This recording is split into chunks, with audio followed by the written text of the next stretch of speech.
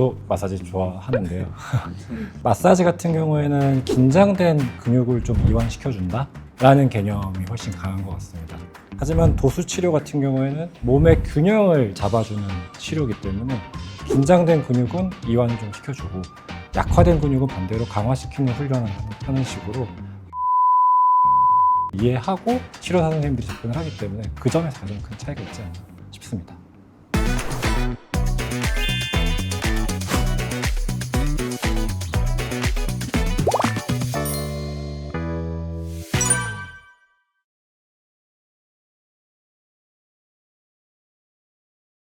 네, 그리고 저희 병원에서 여러 가지 이제 치료 단계에 의해서 치료를 하고 있는데, 처음에는 이제 당장 염증이 생긴 부분, 불이 난 부분을 좀 꺼주는 치료를 하고, 불을 끄고 난 뒤에는 약해진 그런 구조물들을 회복시켜주는 그런 재생치료, 체외충격파 치료 같은 걸 하죠.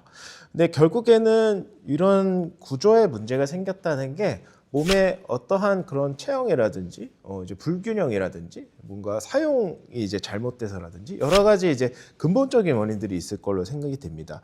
그래서 이제 하는 치료가 이제 도수 치료죠. 그래서 도수 치료는 이제 진료실에서 이제 원장님들이 처방을 내시고, 제 치료는 이제 물리치료사에서 의해서 이루어지는 그런 치료라고 볼 수 있겠습니다.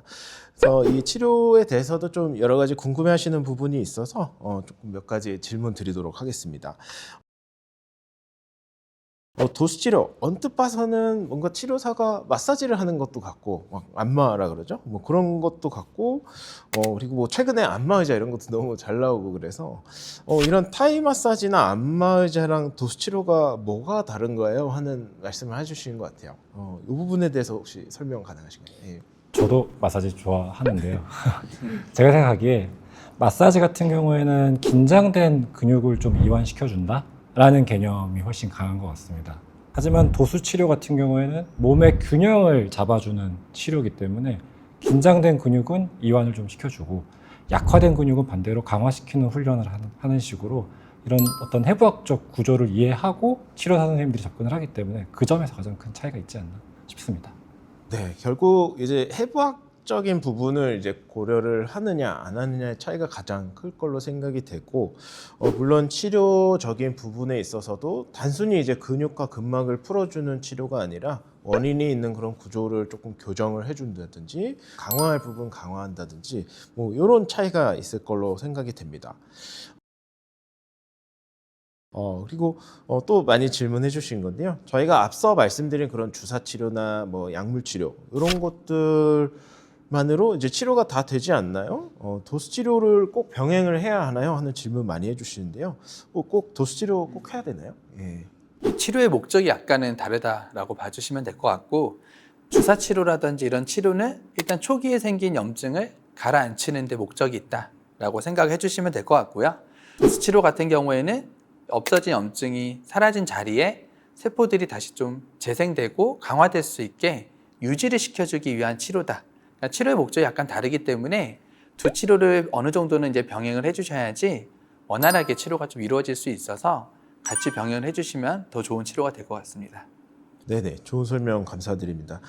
결국에는 뭐 주사가 그런 불을 꺼주는 거라고 하면은 도수 치료는 좀 불이 다시 나지 않게 건물을 좀 바로 세우는 공사다. 뭐 이렇게 또 이해를 해볼 수가 있을 것 같아요. 그럼 이것도 마찬가지입니다. 그 치료 기간을 얼마나 잡아야 되고 일주일에 한 몇 번 정도 치료가 좀 필요할까요? 예. 뭐 딱 정해진 거는 없을 것 같아요. 뭐 많이 하면 많이 할수록 좋다고 말씀을 드리긴 하지만 사실 모두가 본인이 처한 상황에 따라서 다르기 때문에 뭐 딱 정해져 있는 건 아닌데, 이게 헬스 처음 해보면 근육 쓰는 법을 익히는 것도 조금 시간이 걸리거든요. 그래서 처음에는 보통 주 2회를 좀 권장을 드리고, 이게 도수치료 하다 보면 점점 익숙해지거든요. 그러다 보면 점점 간격을 뛰어가면서 나중에는 최종적으로 집으로 가져가실 수 있는 운동법을 배워가는 것까지가 최종 목표일 것 같습니다. 말씀해 주신 것처럼 사실 이 특히 정형외과 쪽 질환은 단기간에 생겼다기보다는 어떤 좀 긴 시간 동안 계속 누적이 되온 결과라고 좀 이해를 할 수가 있을 것 같습니다. 그래서 이거를 도수 치료로 그 긴 시간 동안 변형이 생긴 거를 단시간에 바꾼다는 거는 불가능할 것 같고, 뭔가 꾸준한 원내에서 할 수 있는 치료를 적어도 뭐 2, 3개월 이상은 좀 해야 될 걸로 생각이 되고, 그 후에도 환자분이 스스로 좀 관리를 할 수 있는 부분까지 좀 책임져 주는 그런 치료라고 좀 이해가 되는 것 같습니다. 마지막으로 또 많이 하시는 질문인데요. 이게 치료 받을 때만 시원하고 금방 다시 아픈 것 같아요. 결국에는 이제 근본 해결이 이게 되는 부분인가요? 하는 부분 말씀해 주시는데요.